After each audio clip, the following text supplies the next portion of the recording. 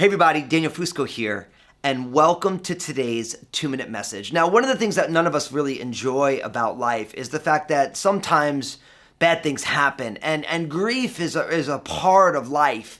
And unfortunately, given all that's going on in the world, I've had a number of conversations recently with people concerning grief at losing loved ones or situations that are happening or dealing with long-term issues. And I wanted to give you some ideas on how to navigate grief. So first I want to encourage you is to acknowledge that there are things that are heartbreaking in the world. It does not dishonor God to be real about the fact that there's brokenness and sadness in the world. Of course, the shortest verse in the Bible is that Jesus wept. So first you have to acknowledge that grief is real. Second is that you need to grieve in a way that is filled with hope.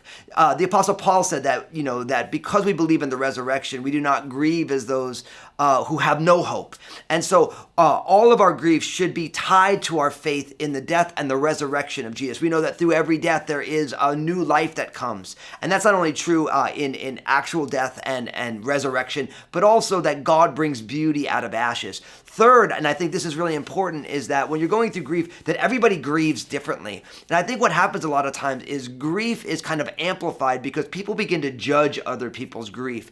Everybody processes grief differently. And sometimes we get frustrated with loved ones or people who are close to us because they're not grieving the way that we are. Or we start to think that you're not really grieving because you're not dealing with the way that I'm dealing with. But listen, God's made everybody different. And we want to make sure that we give space to each person to grieve in a way that works for them, because really ultimately and finally, the goal is to integrate this loss or this struggle into your life in a way that doesn't tear you down long term, but really builds you up. That you want to integrate grief into your life in a way that is life-giving. And that's really the ultimate goal. So that's what I want you to do. I want you to share this video because unfortunately, lots and lots of people that you know are going through seasons of grief for all different reasons.